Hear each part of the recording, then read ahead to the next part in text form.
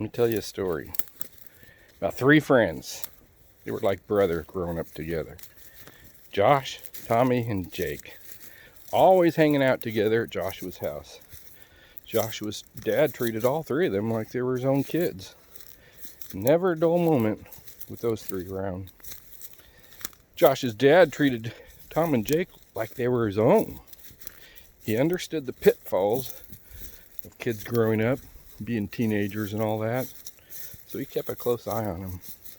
But he always made them feel at home, disciplined them when necessary, and he knew how to discipline them because he was the city county judge of that area. He was the judge.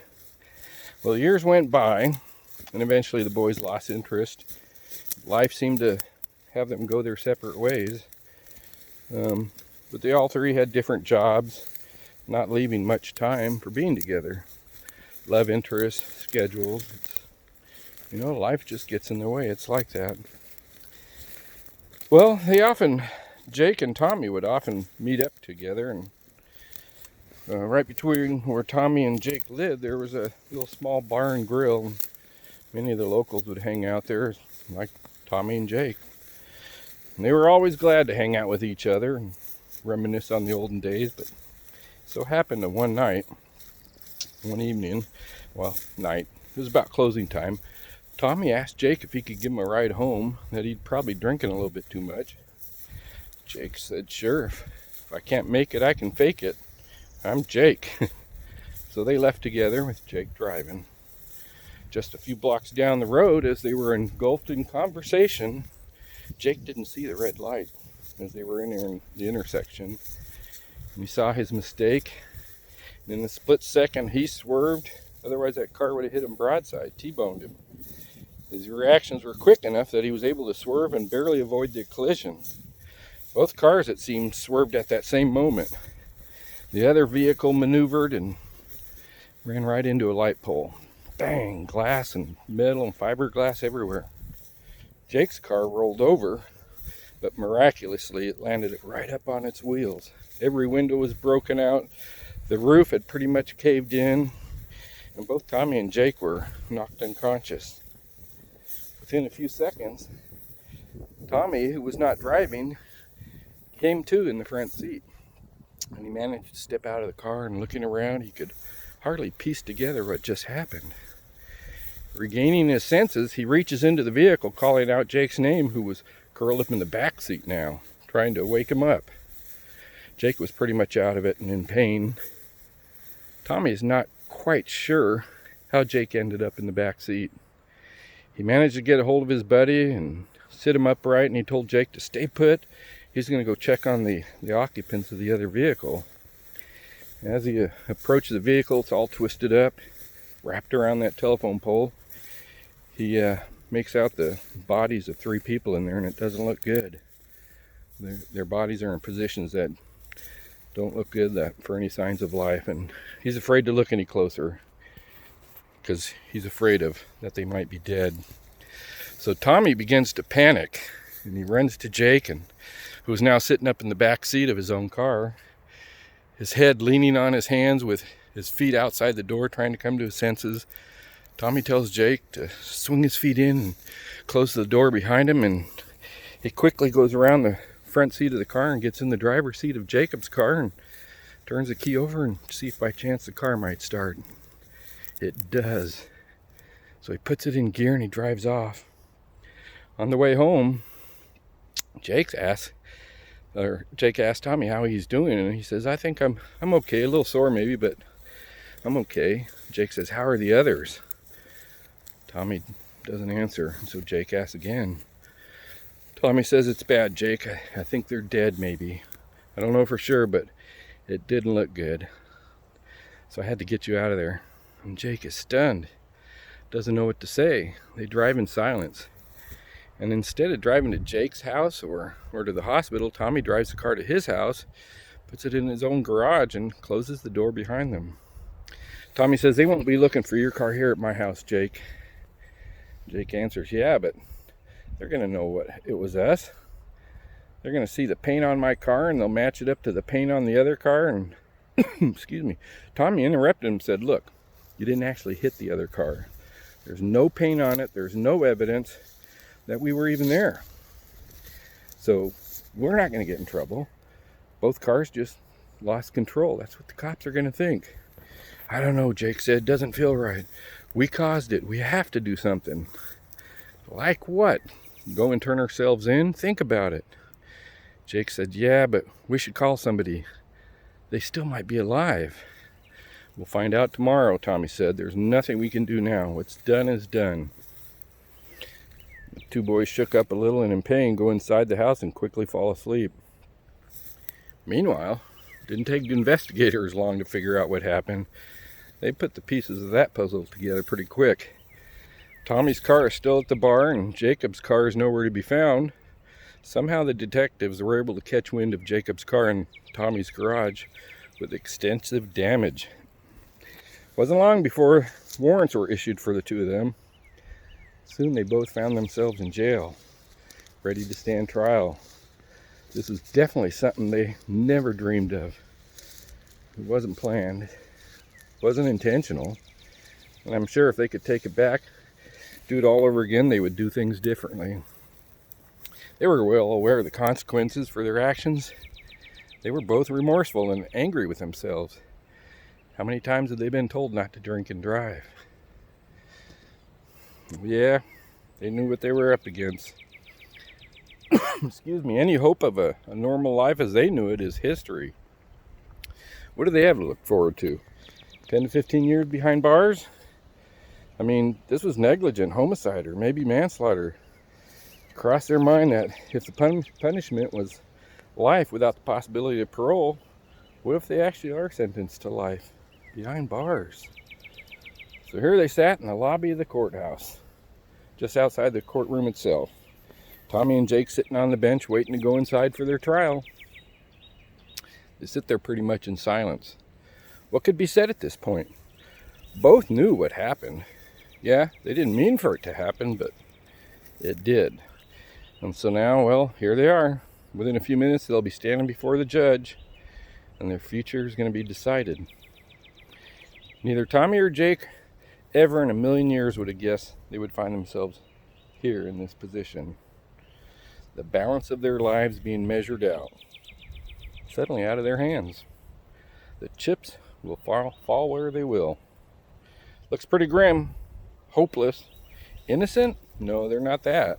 They did screw up and their actions did cost others their very lives. Plus, the law is pretty clear. No, this time, breathing the fresh air of freedom, this is probably the last chance they're gonna get. So as they're sitting there wondering in silence about their lives, trying to wrap their heads around it, Joshua shows up. Comes walking up the hallway there, and they assumed he was just going to pass them by and go sit in the courtroom, but no, he doesn't. He comes and joins them on the bench in the hallway and sits down with them.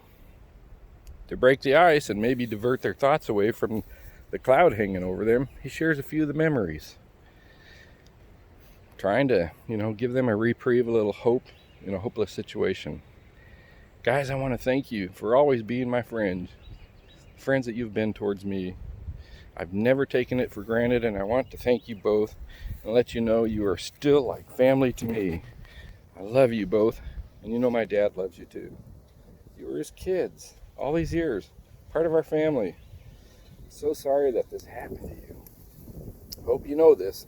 I promise that I believe there is always a reason for the things that, are brought about in our lives. And I know that somehow, even through this, that's true.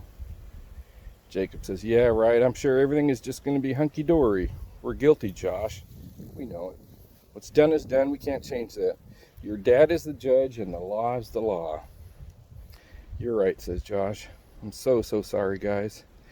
Truly wish none of this would ever happen. You're still my brothers. You're not alone in this. I gotta go inside now, but know this. I love you guys no matter what. Don't ever forget that. Josh gives each of them a hug and holding back tears, he goes into the courtroom. Jacob and Tommy are a little choked up too at that moment. The silence is broken when Jacob says, Yeah, easy for him to say. He always did think he was better than us. Some people were born with a silver spoon in their mouth, while others, they had to fight for everything that they got. Tommy said, "What? Why would you say that? What are you talking about?" "Oh, you know. Who are you kidding? He didn't have to be here today. He only came to rub it in our faces." "Oh, my daddy's the judge." "Yeah, he always thought he was a little above us." Tommy said, "You're wrong, man. He has never, ever been that way towards us. And he's given us no reason to think that way. He's not that way. Never was, and I don't think he is now." "Yeah, we'll see, won't we?" As the bailiff calls to order, excuse me, the next case is up. And as they enter the courtroom, they see Joshua talking to his dad, the judge, whispering something to him. And Josh shook his head yes, and without looking up, he walks over and takes a seat amongst the other court visitors. "See what I mean, Tommy? He's not fooling me," said Jake. Tommy doesn't even respond. Yeah, maybe the thought crossed his mind, but he tries hard not to think that. He doesn't think he's like that. He watches Josh go and sit down, then turns his gaze towards the judge, and Tommy notices that the judge has a look on his face resembling sorrow. Tommy thinks he could even see his eyes watering up a bit. Tommy feels like he let Joshua and his dad down. Without a pause in the formalities, court is in session. Joshua's dad professionally and judiciously read out the crimes.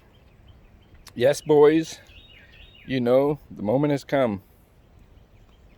You are on trial right now." And from the bench, you could hear him shuffling his paperwork. Then he asked the boys to stand, and so they do, almost holding their breaths. They're waiting to hear those final words: "Guilty as charged. Life in prison." Well, the judge now looks up from his papers and says, "You both understand the charges, right?" They each answered in the affirmative. "Based upon the laws, we have no choice other than to sentence you according to what the law ascribes. And our law leaves no room under the circumstances here, but to sentence each of you accordingly. There is no legal standing whatsoever to minimize or reduce the sentence.